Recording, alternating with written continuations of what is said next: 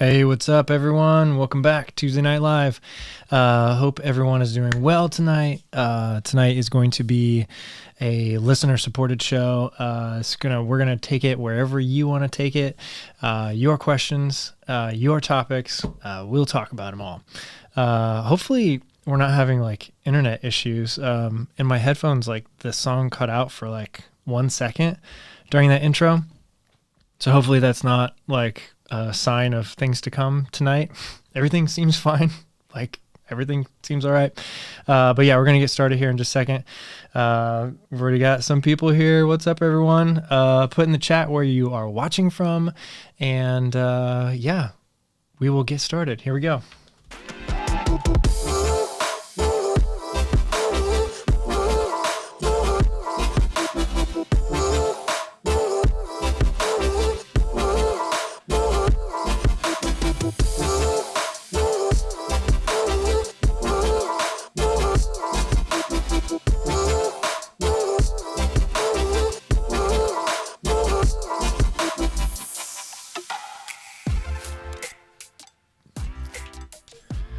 All right, what's up, everyone? Mandy's here. Happy Tuesday evening, Madison, Wisconsin. Hope the calf is feeling better. Yeah, we can talk about that. It's doing better, just so people know. There's a lot of people really concerned, which is awesome. Yeah, Tony Brown is here. Gonna get my jog in while I listen. Awesome. Oh, that's really cool. Hopefully you're like on a treadmill or something within Wi-Fi, so you're not like using all your data. Labes here. What's up? Hi from Bedford, Indiana. Viva la Coros. Yeah, we were just talking about that on the Discord channel. Liam McNeil's here. Happy Tuesday. Hope your training's going well. Yeah, it is. We'll talk about that. NWT Canada in the house. What does that mean? Northwest Territory? Is that what that means? Aaron Townsend's here. Hello all from Victoria, Texas. Hope everyone's running well and staying healthy. Platts 33 is here from Illinois. Ernie G's here. Boomdog Madness watching from Wilson, Wyoming. Whoa, Wyoming. I haven't heard that one in a while on this live stream. Jerry Daniels just got here. Aurora, Colorado. No worries, Jerry. We just got started. Making the best of what's still around. North by northwest of Purdue, a.k.a. Chi-Town. Nice. Bradley McMurray is here watching from Rancho Cucamonga, California. I hope I said that right. Awesome. Michael Seltzer from Missouri. James is here from Southern New Jersey. Ernie G, Athens, Greece. It's 4, I'm guessing, in the morning. Oh my gosh. Wow. Yeah. Oh yeah. You put 04. So that means 4 in the morning. Awesome. David Jobs here from Northern Virginia. Will W. Baldwin, Missouri. Tyler Soul from Colorado. David Anderson from North Carolina. Western North Carolina. Awesome. Well, guys, I hope you're all doing well. Like I said at the beginning, yeah, this the past couple days have been like yesterday. Obviously, Martin Luther King Day was a really important day to just kind of like focus and just be thankful and pay respect. But it was also like a really busy day for me. Unfortunately, like family stuff just got really busy, and it was actually like just a stressful day. So it wasn't like restful. And then today, like I'm just like tired from work. I don't know if it's just like, man, my job is just like, just getting like super busy, which has been really rough during the days, but making it. Just had a really short run today. It was just like 3 miles on a treadmill, got like 1,000 feet. Like it was just like, just really, really quick. But yeah, I was like, normally I get like at least like an hour or so break at lunch where I can kind of, do my own thing. Typically I go for a run. At least that's how it's been since, started working from home back in March. But yeah, today, like only had like 30 minutes really, and kind of was pushing it at that.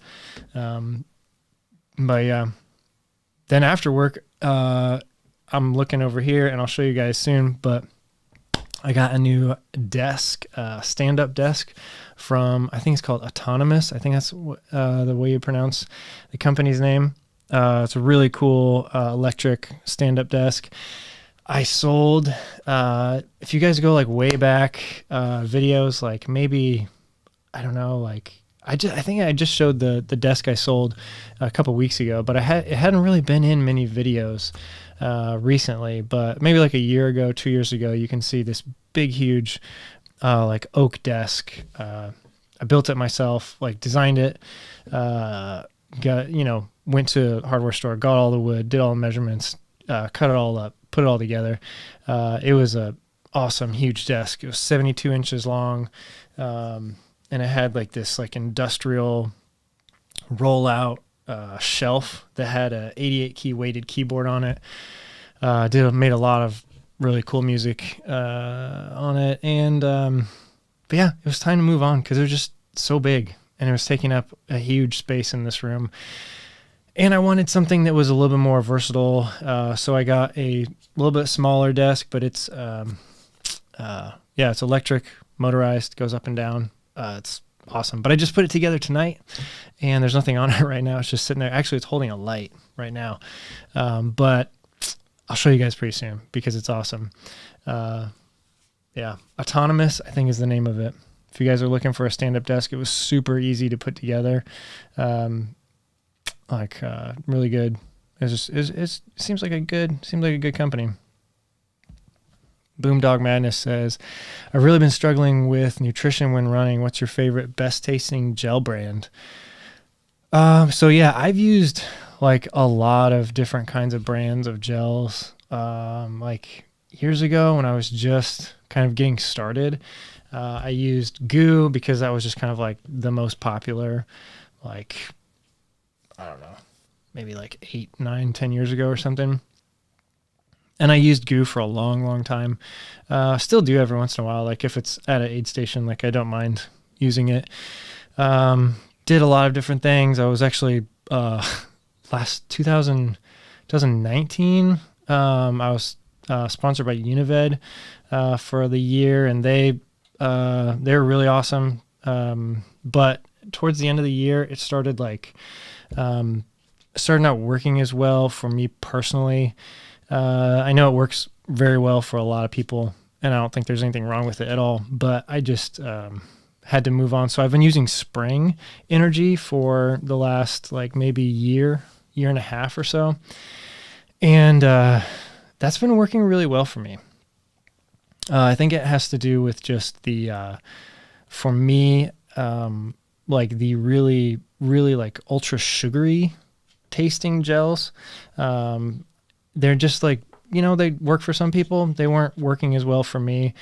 Once I got past 50 miles, like I could do probably almost anything for up to about 50 miles. Any type of gel, probably, it doesn't really matter. Like even like super sugary ones like Unived or Goo or Cliff. I don't know. Actually, I've never really used Cliff gels. But yeah, use Spring now. And they're more like rice or banana based sometimes. So they're a lot milder taste. They go down a lot smoother, I think. Like I just like them a lot. And then my favorite flavor from Spring is Canterbury. So I really like that. So yeah, go check them out. You can basically, anybody that's sponsored by Spring, I'm not, But anybody that's sponsored by Spring, you can just like go to their Instagram and get their discount code, and you can get 10% off like unlimited orders. Like I use Matt Daniel's discount code every time I order from Spring. Sally McRae has a discount code. I don't know anybody else. Anybody that's sponsored by them, just go to their Instagram. You can get 10% off. So I think I answered that question. James says trying to transition to real food instead of using gels. Cis and V Fuel. I've never heard of those. Yeah, I use like real food. Like you definitely need real food if you're running 100-miler and you're like not at the front of the race. I think it's good to get some real food in you, like especially like starting at the halfway point. Hey, what's up? John Truelove's in the house. Goo is ew. Yeah, awesome. Let's see. Aaron Townsend, tell us more about the upcoming merch if you don't mind. 10K subscribers just around the corner. Yeah. So, I want to do like, I've kind of looked at the way some other people do it, and I'm not like trying to copy or anything like that. Other people, I think one thing, like I want to have maybe like 1 or 2 different styles of shirts or something, and a hat maybe, like to start off with. I don't want to kind of go crazy and do like 50 different types of shirts and a bunch of bags and water bottles and everything. I think it'd just be cool to do like 1 or 2 shirts and a hat. So that'd be cool. And it'll be through Teespring, which is like they partner really easily with YouTube. So once you hit 10,000 subscribers, you get this merch shelf that opens up that you're allowed to basically put merch in, like at the bottom of all of your videos. So like if you watch like Kofuzi, or I think Seth does as well, like all of their videos, you can see their merch like right below them. So that'll be how it'll work. But yeah, pretty excited about it. Like I think it's just a fun little idea. But yeah, it's not like so there's different ways to do it. The easiest way for myself and for the person buying it is to go through Teespring, but they make almost all the money. So it's not like anyone's going to get rich here. There's different ways to do it where you can make more money, but it takes a lot of work. Like basically creating a shipping store in your house. And I'm just going to do it the easiest way possible. Because I don't have time to do all the packing and printing labels and shipping and everything. And it's not about the money anyway. It's just for fun. So let's see. Yeah. John Truelove is doing Rocky Raccoon 100 coming up soon. That's like really soon, isn't it? That's in January, isn't it? Like, is that this weekend? I don't know. Should look that up. Someone look up when Rocky Raccoon is and tell John, because he needs to get to Texas. Manuel says, I'm trying to get gels in Amazon Mexico. There's only one brand, Spring Energy. I would like to have more variety for runners in Mexico. Is there any? I'm trying to get Victory Endurance. Yeah, I don't know. Yeah, good luck with that. I have zero experience with trying to find gels like outside of the US. I don't even know. Like Amazon would probably be a good bet. Oh yeah. Sage Canada has a discount too. It's actually his gel flavor that's my favorite, the Canterbury. Making the best of what's around says, do you think you'll be racing ultras in 10 years? How do you avoid burnout? That's a good question. I don't know. I would like to hope so. I think, the thing about ultras is one of the reasons why I love them so much is because there is so much variety. Like you can do pretty much every 100-miler out there is like radically different than the next one. I mean, even ones that are like in the same state or really close together, same type of region. I mean, you can go to, northern Indiana, and then you can go like just up a little bit more north and go into Michigan and do one, and they're just really different. You go out to Colorado, you can go to the south, you can go to the east. I mean, it's just like they're so different. So that's one of the things that's like just really, really cool, is that just because you've done one doesn't mean you've done them all. Like, and quite the opposite. And that's one thing that with like road marathons or even like triathlons or different types of races like that, where you see different cities, and that's part of I think that is probably one of the biggest draws for people that do more road races, is kind of experiencing the city that they're going to, which is really awesome. Like, you can go see Chicago, you can go see Boston, you can go see all these cities. But the races themselves, I don't want to sound like I'm like dogging on road races, because I'm definitely not. But the amount of variation there is from one mountain ultra to the other is, in my opinion, quite different than the variation from a road race to a road race. So that's what is exciting to me, and it keeps me kind of like, just like, I've got a list of probably 100 milers that I want to do. And it's just like this, note in Notion. I keep updating it. I've got organized by all different month and by the state and everything. And so like, if I'm looking for a race in June or something in the Midwest, like I can easily like just kind of cycle through and see what's there.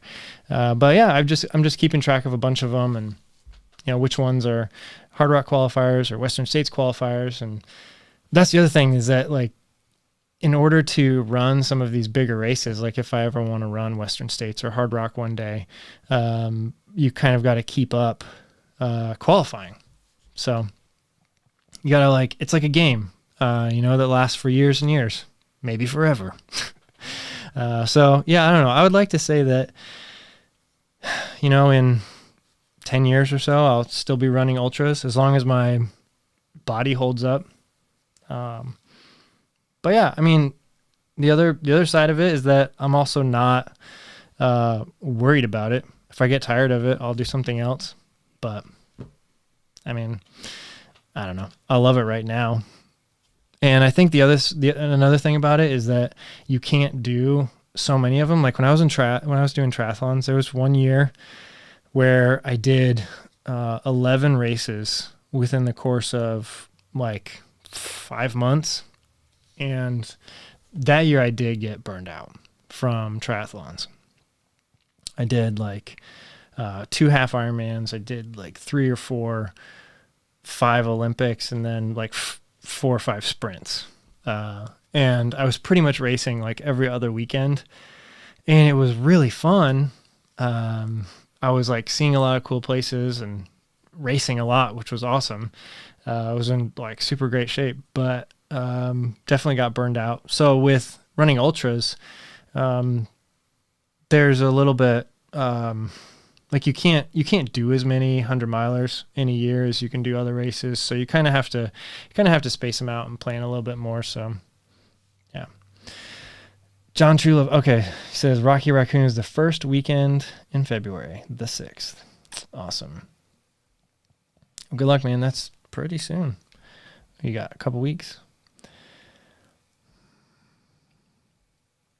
So Ernie G says, Ryan, could you please explain the reason you run 100 milers? What motivates you? My mind cannot go beyond 80K or 100K yet. Yeah, it's interesting. What do you mean by your mind? Like, is it you can't fathom going that far, or you have tried and you've just given up? I'd be interested to hear what you say, Ernie. But yeah, the reason why I run 100 milers is because it feels so impossible. And beforehand, during it, I mean, it takes some of them, some of them you can get done in shorter amount of time, but some of them take 30, 35 hours to finish or more. And it's just like, just the sheer size of that. And like, I don't know, it's just like, it feels like trying to move a mountain. And it's just like, it's just such an exciting thing to think about. It scares me. But yeah, I mean, it's one of those things where it's like, I mean, for me personally, like, I feel like at this point in my running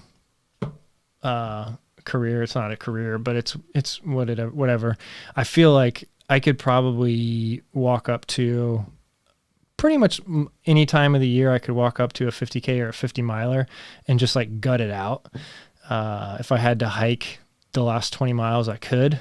I'm pretty confident in my abilities there, but the 100-mile distance still just feels like I have to have a certain level of respect for that, where I put in a ton of work ahead of time and show up to the starting line like ready to go. Because I've been humbled in several 100-milers where it's just get rocked, like, and realize I wasn't ready. And like, you can't fake your way through 100-mile. Like, you gotta go to like the depths of, it's just like raw. I mean, it just breaks you down. Like, that's really hard to explain. It's a great question though. Arnie says, no, I haven't tried it yet. Just cannot imagine being awake running for more than 24 hours. Thank you. Yeah. Yeah. That's the other thing. A lot of people ask everybody that, like, when they're hearing about 100-milers for the first time, after they say, I don't even like driving that far, they say, how much do you sleep? And I mean, I guess that's a logical question. I probably asked the same thing when I first heard about it. But once you get in the race, as long as you can kind of stick around other people or you're hitting aid stations, sleep isn't really something it's not like the first thing on your mind. Like, you're almost, I mean, I remember when I was with John, like hiking up Powerline, like, I really wanted to sleep then. I was falling asleep. So there are certain times where you're like, just like your body is like sort of shutting down. But I've never in a race, I've never just been like, I want to just stop and sleep and take a nap. I've always just felt like continuing on. Maybe I just haven't ran enough yet, but sleep is not always the first thing on your mind. Yeah, John says exactly 100-milers. There's no guarantee to finish. It's the unknown after 60 to 70 miles, and that's exactly right. I mean, like when you get to a certain point and you've ran enough miles, enough, 50-milers, 100-milers, like you get to a point where you're like, I feel like I can go, 40 or 50 miles on any given day after I've reached a certain level of training. But then once you get past that, once you get into the 50, 60, 70, it's like, it doesn't matter how trained you are. You have to be you have to be focused. You have to be on it. And if you're not, if you let your emotions go, if you let your, if you like, if you just quit caring, if you forget to watch your step and you roll your ankle, could all be over. So, yeah, it's tough to explain, but it's the unknown. Jocks Metcalf says, I showed my wife the vest you use for your 50-miler in the park, and today I got one for my birthday. Nice. Any tips for using it, what to pack and wear for 10 miles before a refill? That's awesome. So yeah, if you got the Solomon vest, you probably got the newer one. Mine's like 7 or 8 years old. But yeah, I think you got probably 2 water bottles. So just fill those up. Put a couple gels in your pack. I think some of them have pockets up front, You can put gels in, there's a, put your car key in like a Ziploc bag, zip it up in one of those pockets. You're good to go for a training run. If you're doing a race, make sure you have if there's required gear. For no business, we were required to have a emergency blanket. So I just had one of those, I bought a pack of a couple of them, just those silver, almost look like tinfoil. Just left it in the sealed bag and just threw it back there. We were required to have a certain amount of water, the ability to carry a certain amount of water. So we had to have bottles. But yeah, some races, if you're going to use poles, for my pack, it's got a kind of an interesting way that the poles attach. And I don't think they use it anymore, but there's a bungee strap on the bottom and then a bungee strap on the top. And you just kind of put your poles in the top and then you turn them 180 degrees and then you slide them down into the bungee strap on the bottom and they're locked in back there, which is it's a really good system. I like it a lot. But I don't think they put it on any of their packs anymore. I know some of the packs have them where you can put the poles on the front. And that's cool. I've never actually used a pack that had the poles on the front. I would be afraid of stabbing my face if I fell. But yeah.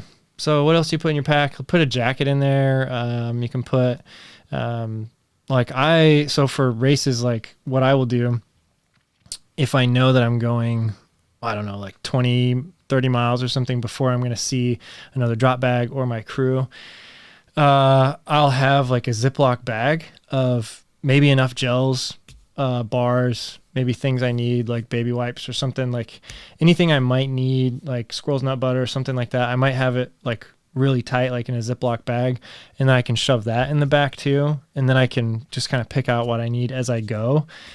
Especially in the middle of the night, if you're going to go 20 or 30 miles without seeing anybody or having a drop bag. That could be, depending on the race, that could be 4, 5, 6 hours, where you're, just on your own and kind of, fending for yourself. So yeah, just start off simple. A lot of times for training runs, I think the video you referenced, I just had, I was only doing 10-mile loops. So I would have 2 water bottles and 2 gels and my car key, and that was it. And my GoPro. Yeah. 100 miles, no naps, just gutted it out and did a bit of sleepwalking. Jerry Daniels. Yeah. Sleepwalking. That's a real thing in 100 milers. I've done my fair share of sleepwalking where you're going along and then all of a sudden you're in a different place. I find no business. I was able to run a lot more through the night than I normally do. One, because it was freezing cold, and I kind of had to stay warm, but also I knew going into it that I get really, really sleepy when I walk in the middle of the night. And but if I'm running, I can stay awake a lot better. So I did a lot better with running during no business through the night, just because it was kind of game plan going into it. I was like, I'm going to focus on this and make sure that anytime I catch myself kind of getting a little sleepy or a little depressed or whatever, I'm just going to make sure I go run for however long, run to the next hill or something like that. So that really helps.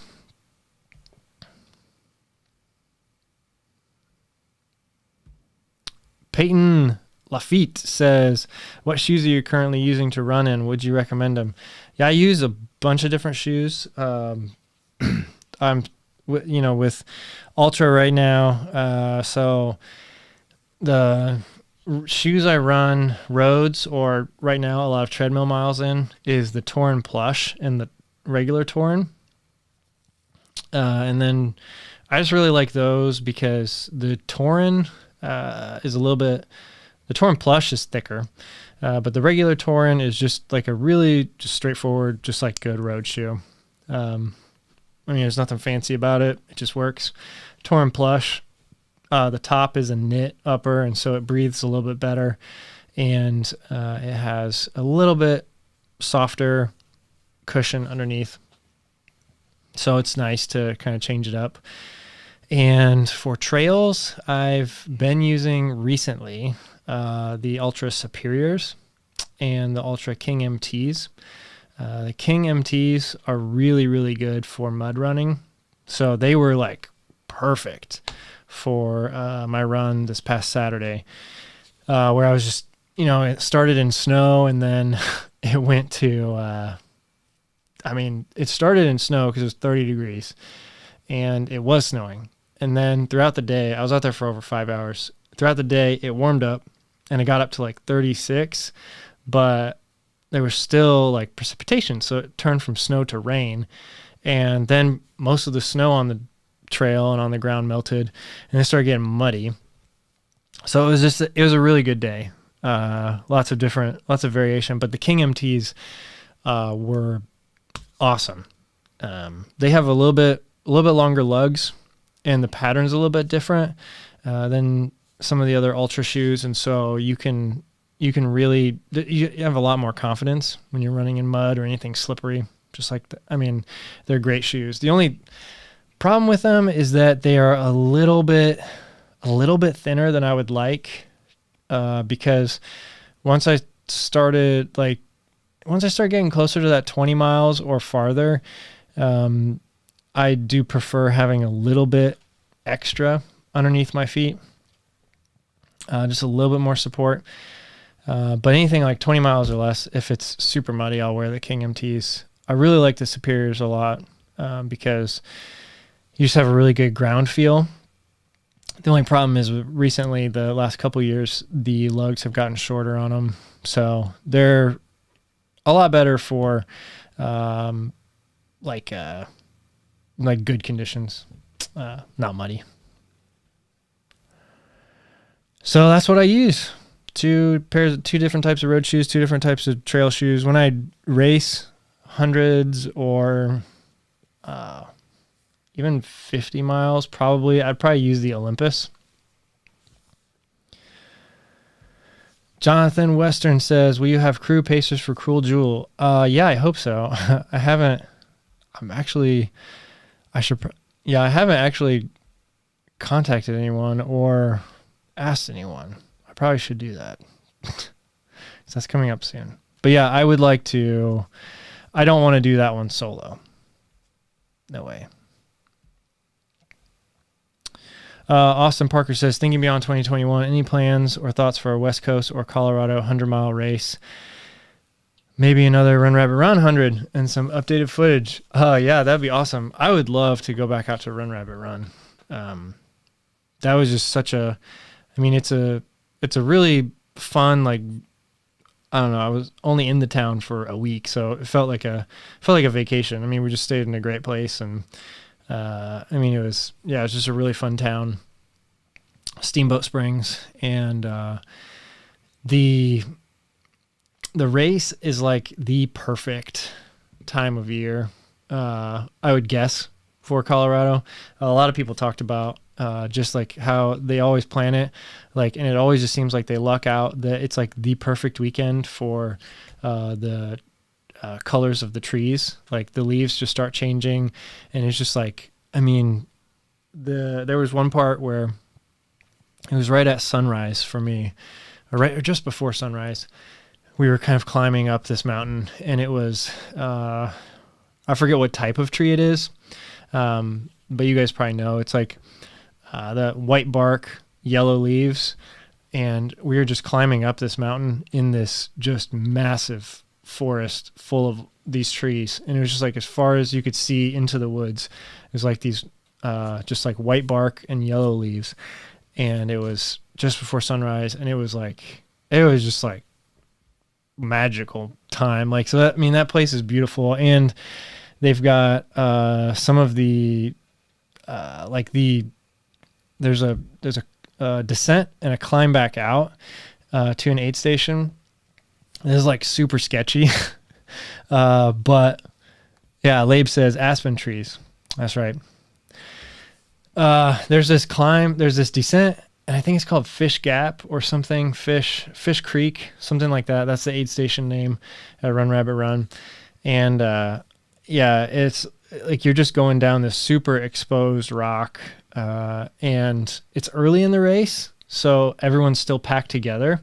So there's the fast people are coming up, and everyone else is going down because they've already been to the aid station. So they went and got their stuff, and they're coming back up, and we're all going down. And it's so it's a little sketchy because some of the places are like super exposed, and it's like not always a trail. Sometimes it's just like you're going over rocks.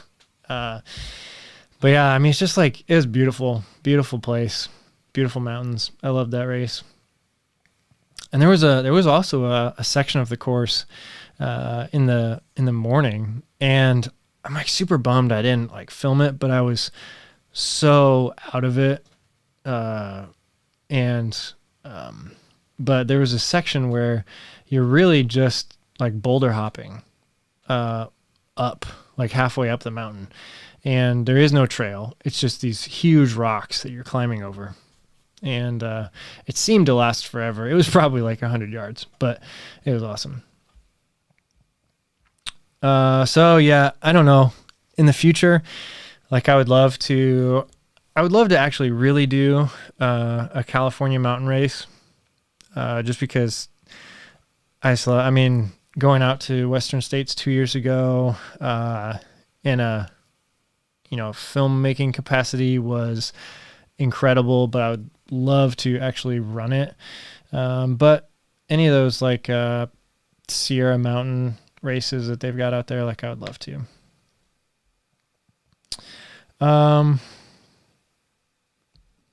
Okay, that's a good question. James got a question.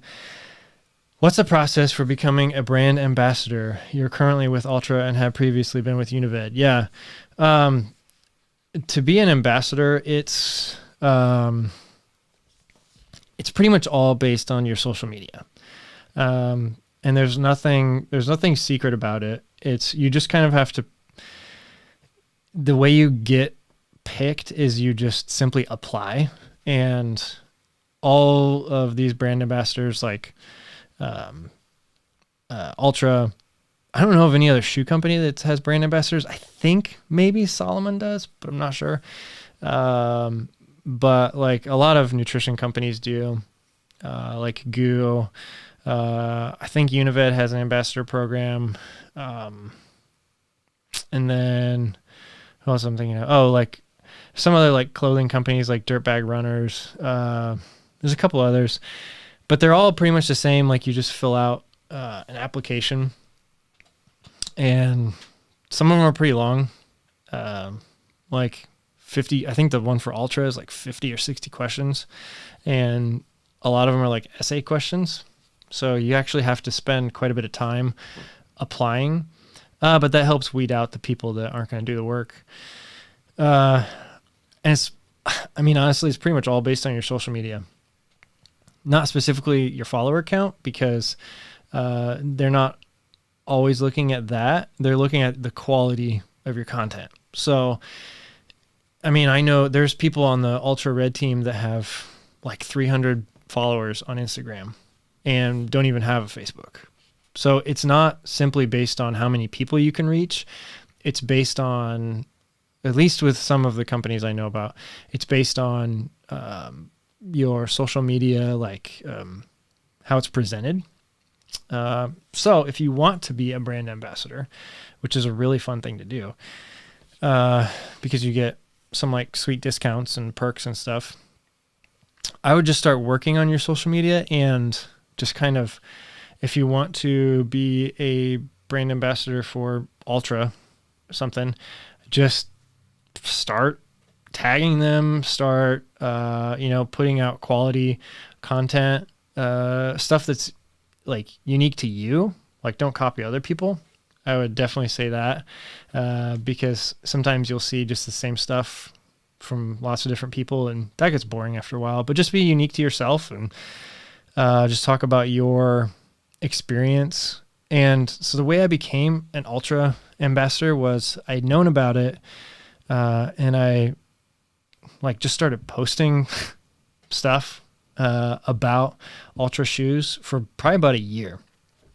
So I had built up like a bunch of content where I was already kind of like promoting them. And then that's when I applied. And now I've been on the Ultra Red team for like 5 years. So yeah.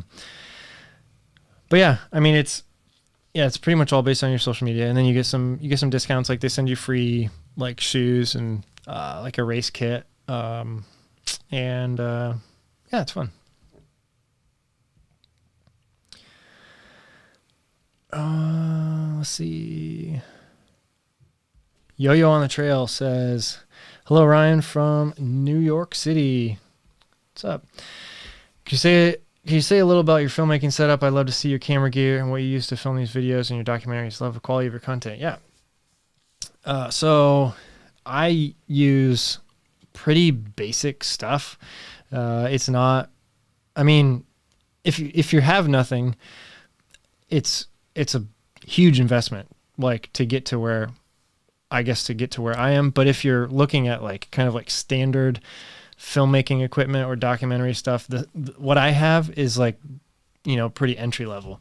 So I use a Sony A7 III, and for past a lot of documentary stuff, I have a Tamron 28-75 lens, and that was it. I filmed everything on a Ninja, which is an external recorder, so you can just record in a little bit higher quality files.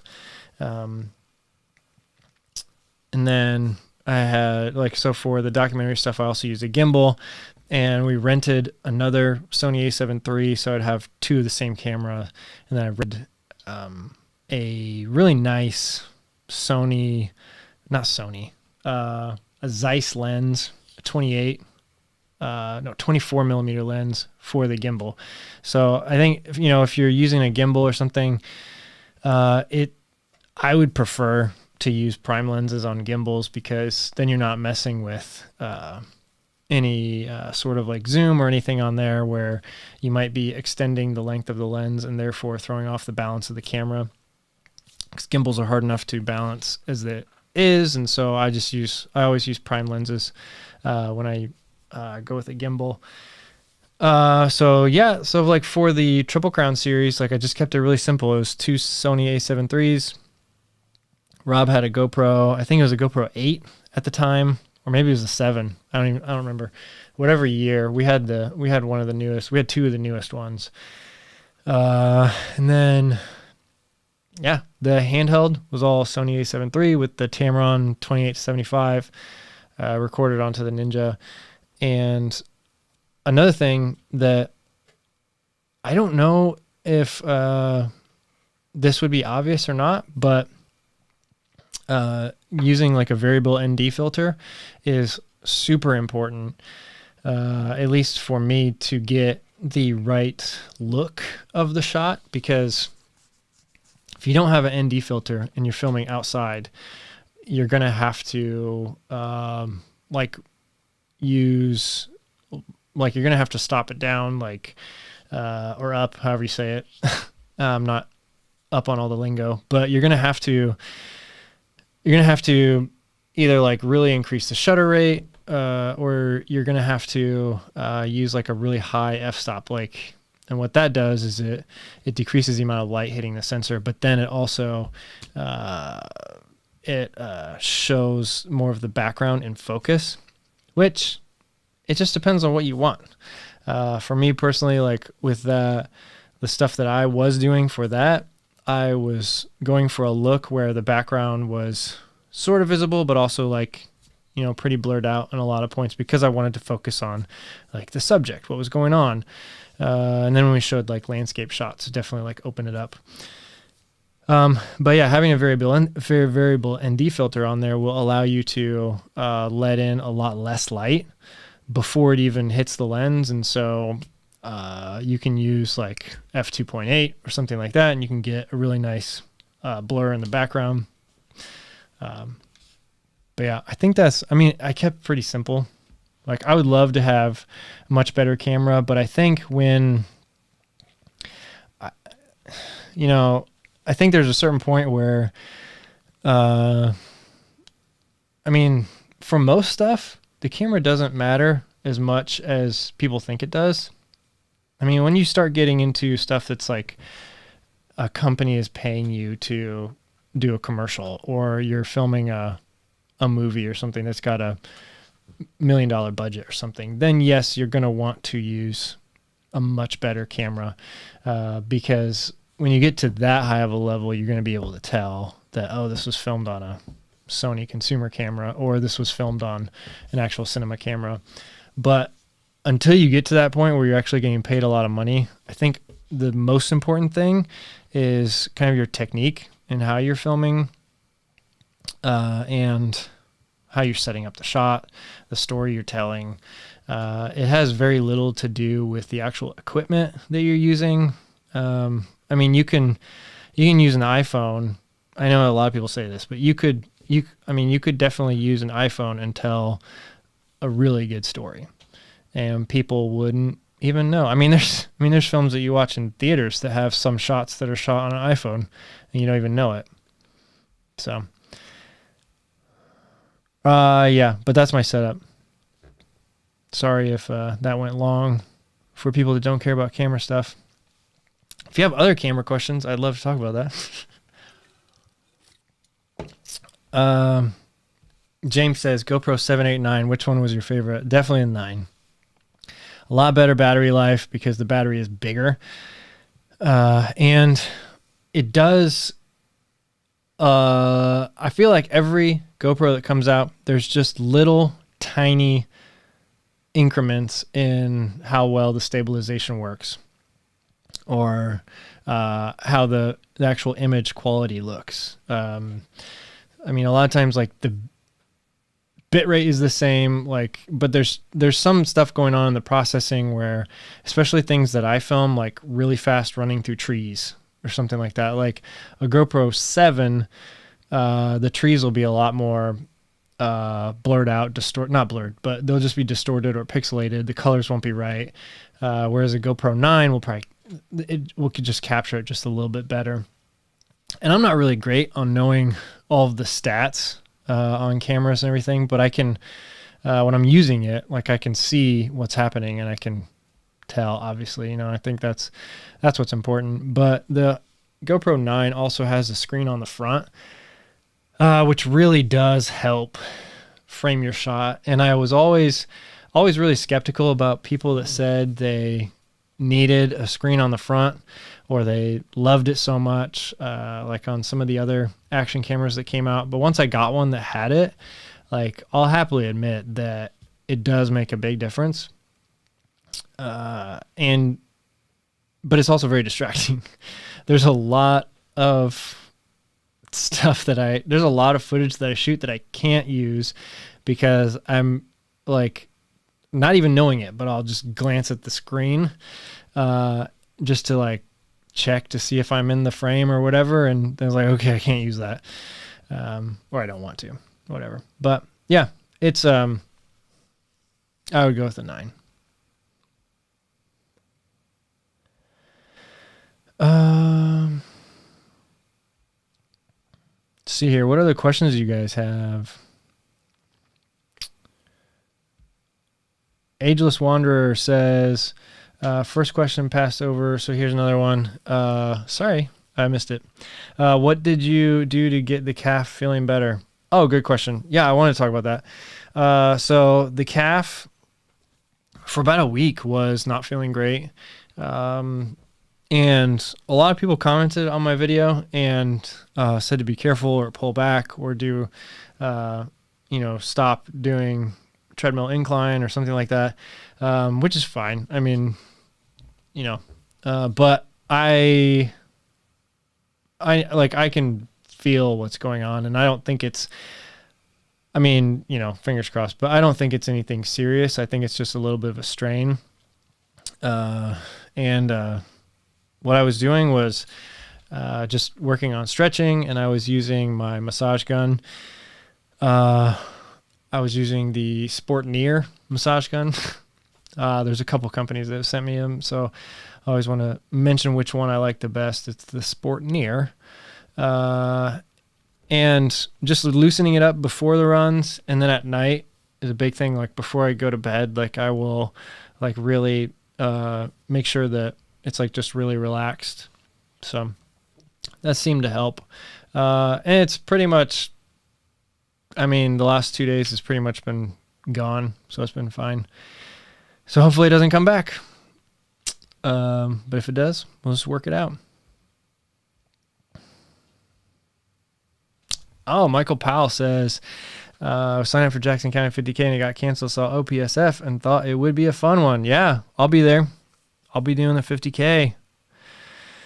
Yo-Yo on the trails. Thanks. I shoot on Sony's as well since they're lightweight. Just picked up an A7C. Oh, nice. Yeah, I've seen that one. For my long distance hikes, and agree on ND filters are essential for shallow depth. Yep. If you could do a video on your filming setup in your studio, that'd be awesome. Yeah, that'd be cool. I'm actually planning on doing that. Like once I get this desk built and everything cleaned up, I do want to do a more in-depth video, especially like the live streaming setup too. Because I have a pretty good setup here. Like I've got like a teleprompter and a screen. So like when I'm looking like straight into the camera, I see myself, which is awesome. And I think anybody that's looking to get into this like YouTube stuff could really benefit from that. So I am planning on doing like a full video and kind of showing you all the gear, like even all the lights and everything that I use. And I use like Apple HomeKit for everything. So all of this stuff is programmed so I can turn on and off all these lights with my phone, which is cool.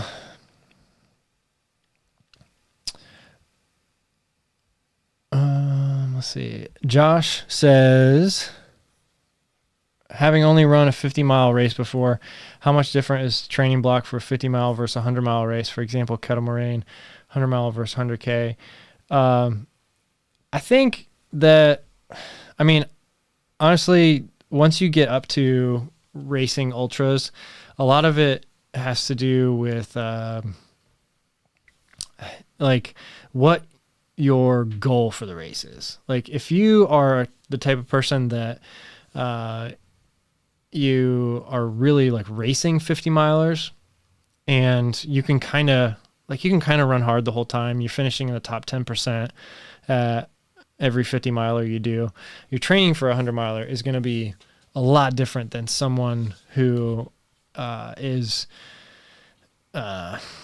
kind of struggling through a 50 miler, moving up to 100. Like both people can definitely jump up and complete the 100-mile distance, but your training is going to be different. Like if you're doing 50 milers and they're like you have a pacer and you have a crew and they're like really, really difficult. The training, you should probably add some miles, but I wouldn't want the training to become a totally different beast because there's just going to be some complications there if you're at like that type of level and you're trying to really like bump up the type of training that you're not going to double your training is what I'm trying to say. But if you're much more competitive at 50 milers and you're bumping up your training for 100, like things are going to look a little bit different. Your long runs are going to get a little bit longer and you're going to do more back-to-back long runs. So if you have a weekend where you have like 2 days off in a row or something, you're going to do maybe not a lot, but you're going to do more like a Saturday where you do 25 and a Sunday where you do 25 miles or 20 and 30 or 30 and 20, something like that. You're going to do, more like practicing running at night, because you're going to actually be running at night. If it's your first 100 and it's going to be a sufferfest the whole time, like I would recommend getting out once or twice, practicing with a headlamp. But to be perfectly honest, Most people, middle of the pack to back of the pack, are walking most of the nights anyway, or jogging. And so it's not, you don't really have to like practice a whole lot. But if you're going to be running through the whole night, you definitely need to practice a lot more at night. So there's just a little bit different things. But I would say definitely don't, like double your training or anything like that. Make the long runs a little bit longer, and then maybe add a back-to-back long run a couple weekends in a row. I would also recommend something that really works well for me is 4 weeks out from a 100-miler doing a 50. And I know that can be really, really hard to schedule or even to kind of fathom if it's your first 100-miler. But 4 weeks out is plenty time to recover for a week and then get another 1 to 2 weeks of solid training, or do 6 weeks out if you're nervous. 6 weeks out from 100, do a 50. And what that does is it's really, really good for your body, because it's going to train your body to, just like work through all the phases of a 50-miler. And you're going to remember that for your 100, but then it's also really good for your mind, because you're going to be humbled when you do anybody that does a 50. I mean, it's hard. And so you're going to be a lot smarter during your 100, because you just were reminded about how hard these things are. So that's for me. I would recommend 4 to 6 weeks out doing a 50. Doesn't have to be a race. Like, you can do self-supported, something like that. All right, we'll take a couple more questions. Oh, sweet. Gump 2155 says, I'll be at Cruel Jewel also. Nice. Oh, it'll be your third time. That's pretty cool.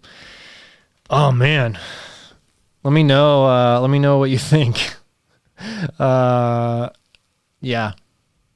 That's awesome. I've heard pretty much everybody I've asked about the Cruel Jewel talks about this one out and back, somewhere around halfway, where it's this super steep descent to an aid station, and then you got to turn around and climb right back up.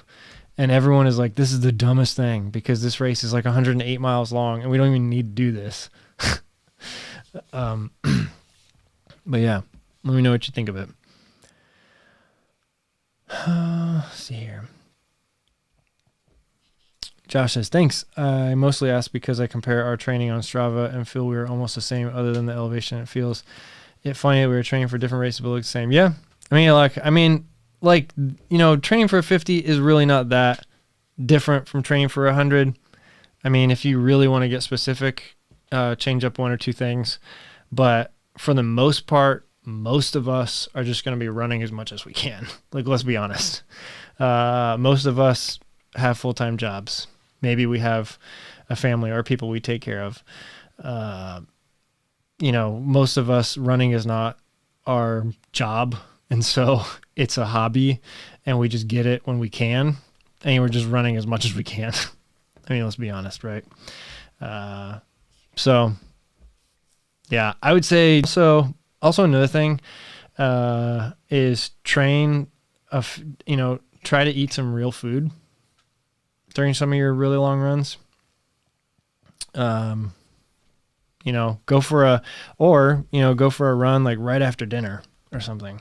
Go for like a 10 or 15 miler, like immediately after dinner, and try not to get sick.